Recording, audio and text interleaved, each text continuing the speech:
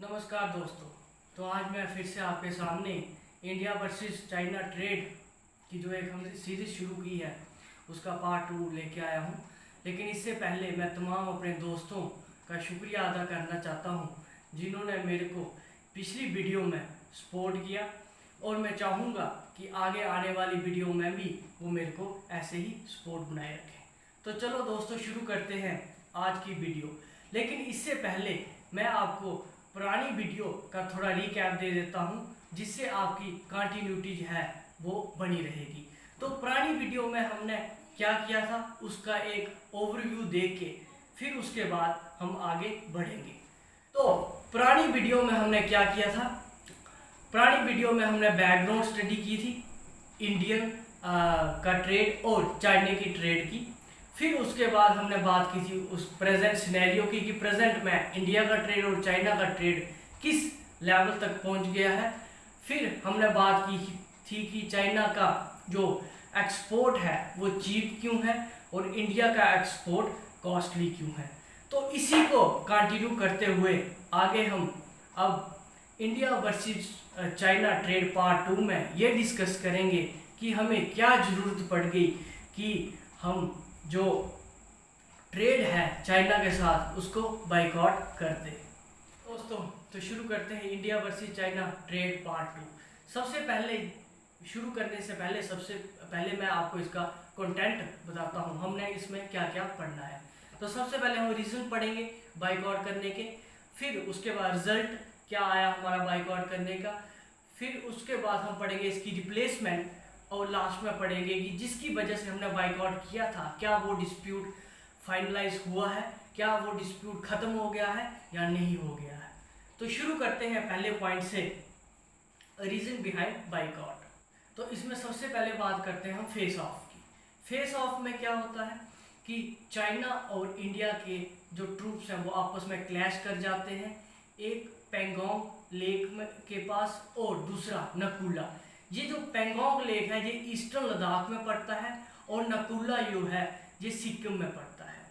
फिर उसके बाद जो क्लैशेस होते हैं ये 5th और 6th की नाइट को होते हैं। तो उसके बाद 12 मई को चाइनीज़ के चॉपर्स जो होते हैं उनको बॉर्डर लाइन पे देखा जाता है। ये सब देखने के बाद इंडियन की एयरफोर्स भी अलर्ट पे हो जाती है और वो भी अपने जो फाइटर जेट्स हैं सुखोई को रेडी कर देते हैं। तो ये जो 5th और 6th को जो आपस में क्लैशेस होते हैं इसकी वजह से दोनों सेनाओं के बीच में एक तनाव का माहौल पैदा हो जाता है। अब दोनों साइड के DGMO के लेवल की बातचीत शुरू होती है। इसी दौरान 15 जून को आते आते रात के समय जब एक दूसरी की फोर्सेस को पीछे हटने को बोला जाता है तो उसी दौरान क्लैश फिर से होता है और हमारे 20 जो 16th बिहार रेजिमेंट के सैनिक थे वो शहीद हो जाते हैं। उनके साथ जो वहाँ के कमांडिंग ऑफिसर थे हमारे वो भी शहीद हो जाते हैं, जिसकी वजह से एक देश में आक्रोश पैदा हो जाता है और गवर्नमेंट को मजबूरन ये फैसला लेना पड़ता है कि हम जो चाइना के साथ हमारा ट्रेड है हम उसको मिनिमम कर देंगे। तो सबसे पहले हमें अब ये जानने की ज़रूरत है कि ऐसा क्यों हुआ, क्यों चाइनीज़ ट्रूप्स ने इंडियन ट्रूप्स के साथ जो फेस ऑफ किया, इसकी वजह क्या थी। तो ये जानने के लिए हमें ये बड़ा ज़रूरी है कि हम चाइना की स्ट्रैटेजी को जानें। तो चाइना की स्ट्रैटेजी क्या है आइए मैं बताता हूँ। सबसे पहले तो अब बात करते हैं CPEC की, चाइना पाकिस्तान इकोनॉमिक कॉरिडोर, जिसका एक छोटा सा पार्ट POK से होके जा रहा है। तो हिंदुस्तान ने इसमें ये इंटरफेयर किया है कि ये हमारी सॉवरेनिटी और इंटीग्रिटी के खिलाफ है।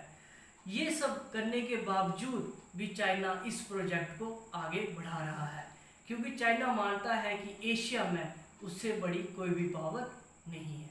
अब बात करते हैं टेररिज्म की। टेररिज्म की बात करें तो हिंदुस्तान ने बड़ी बार UNO में ये कोशिश की है कि जैसे मोहम्मद के चीफ मसूद अजहर को के ऊपर सैंक्शंस लगाए जाए, लेकिन इसमें भी चाइना ने हिंदुस्तान को ऐसे करने नहीं दिया। तो चाइनीज स्ट्रेटजी का जो लास्ट पॉइंट है वो है NSG, नेशनल सप्लायर ग्रुप। ये ग्रुप जो है इसमें 48 नेशंस हैं और जो न्यूक्लियर फ्यूल को सप्लाई करती हैं एक नेशन से दूसरी नेशन में, और इसमें भी चाइना की वजह से हिंदुस्तान को एंट्री नहीं मिली है। चाइना क्या कोशिश कर रहा है? चाइना कोशिश कर रहा है पाकिस्तान की एंट्री हो और हिंदुस्तान की एंट्री नहीं हो। बात करते हैं बायलैटरल एग्रीमेंट्स की। तो सबसे पहले एग्रीमेंट होता है 1993 का। इस एग्रीमेंट में ये बताया गया है कि जब भी कोई सोल्जर LAC क्रॉस करता है तो वो उसको पीछे हट जाना चाहिए, लेकिन चाइना ऐसा नहीं करता। वो जब भी LAC क्रॉस करते हैं तो वहाँ पे वो एक अपना इंफ्रास्ट्रक्चर तैयार कर देते हैं और बताते हैं कि हमारी लाइन यहीं से जाती है। तो काफ़ी ज़्यादा वार्निंग्स के बाद, काफ़ी ज़्यादा रिटेलिएशन के बाद भी ऐसा चाइना बात नहीं सुनता और वो बताता है कि LAC यहीं पे है जहाँ पे उसने इंफ्रास्ट्रक्चर अपना बनाया है। तो अब बात करते हैं एग्रीमेंट जो 1996 का है। इस एग्रीमेंट में ये है कि जब भी दो देशों की सेनाओं के बीच में अगर तनाव की स्थिति पैदा होती है तो उस तनाव को बातचीत के रास्ते सुलझाया जाएगा। इसी एग्रीमेंट में एक और पॉइंट को जोड़ा गया है कि LAC के 2 किलोमीटर के दायरे के अंदर ना कोई फायर कर सकता है, ना कोई केमिकल्स का यूज़ कर सकता है और ना कोई ब्लास्ट का यूज़ कर सकता है। लेकिन चाइना की आर्मी क्या करती है? एक्सरसाइज करती है, वॉर एक्सरसाइज करती है, जिसकी वजह से वो इस एग्रीमेंट का भी वायलेशन करते हैं। बात करते हैं एग्रीमेंट 2013 की। इसमें ये बताया गया है कि जहाँ पे कोई प्रॉपर डिमार्केशन नहीं है, जहाँ पे कोई प्रॉपर बाउंड्री नहीं है, तो वहाँ पे कोई भी दोनों देशों की सेनाएं पेट्रोलिंग नहीं करेंगी। अब ये जो एग्रीमेंट मैंने आपको बताया, इन्हीं एग्रीमेंट के आधार पे हमारी जो बाउंड्री लाइंस हैं LAC वो सेटअप की गई हैं, लेकिन चाइना इन एग्रीमेंट को नहीं मानता है और वो अपने आप को एक एशिया का सुपर पावर मानते हुए इंडिया और बाकी एशिया की जितनी भी कंट्रीज हैं उनको डोमिनेट करने की कोशिश करता है। अब बात करते हैं रिजल्ट ऑफ बाइकआउट। तो बाइकआउट के हमें क्या नतीजे मिले? जब बाइकआउट की कॉल हुई तो उसके बाद तकरीबन 40% जो चाइनीज़ प्रोडक्ट है उसका एक्सपोर्ट एकदम से गिर गया। The Mumbai metropolitan region development authority ने बिडिंग प्रोसेस कैंसिल कर दिया। क्यों? क्योंकि जो बिड्स रिसीव की गई थी वो चाइनीज़ कंपनीज के द्वारा रिसीव की गई थी। करते हैं नेक्स्ट पॉइंट की, ट्रेडर्स बॉडी की, confederation of all India traders. तो इन्होंने डिसाइड किया कि हम तकरीबन 3000 चाइनीज़ गुड्स जो है उनको बाइकआउट कर देंगे और 2021 तक आते आते तकरीबन 1 लाख करोड़ का इंपोर्ट भी कम कर देंगे। एक और रिजल्ट जो बाइकआउट का हमें देखने को मिला वो कि महाराष्ट्र की गवर्नमेंट ने जो चाइनीज़ कंपनी के साथ एग्रीमेंट किया था वो भी उन्होंने उसको होल्ड पे रख दिया है और इस इन्वेस्टमेंट जो एग्रीमेंट था इसकी इन्वेस्टमेंट तकरीबन 5000 करोड़ थी। बात करते हैं रिप्लेसमेंट की। तो रिप्लेसमेंट में सबसे पहले हम बात करेंगे MSME सेक्टर की, जिसमें माइक्रो स्मॉल मीडियम एंटरप्राइजेस की बात करेंगे। इसमें क्या होता है कि जो चाइनीज़ गुड्स आती हैं उनकी क्वालिटी बड़ी लो होती है और वो चीप होते हैं, जिसकी वजह से वो आसानी से हमारी मार्केट में सेल हो जाते हैं। अगर हमें चाइनीज़ प्रोडक्ट को मार्केट से रिप्लेस करना है तो सबसे पहले हमें क्या करना होगा? सबसे पहले हमें जो अपनी गुड्स हैं उनको हाईएस्ट रेट ऑफ टैक्सेस के साथ इंपोर्ट करना होगा और जो रॉ मटेरियल है उसको चीप दाम पे अवेलेबल कराना होगा, और इससे हमारे जो डोमेस्टिक प्रोडक्शन है उसको बूस्ट मिलेगा। अब हम बात करते हैं फार्मा इंडस्ट्रीज की। तो चाइनीज़ रॉ मटेरियल पे हमारी फार्मा इंडस्ट्री काफ़ी ज़्यादा निर्भर करती है। एटलीस्ट 90% जो raw material life saving drugs का आता है वो चाइना से आता है।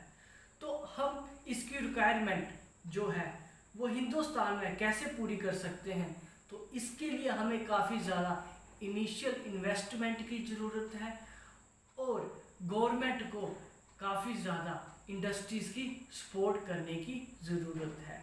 तभी ही ये जो 90% जो मार्जिन है, जो 90% एक्सपोर्ट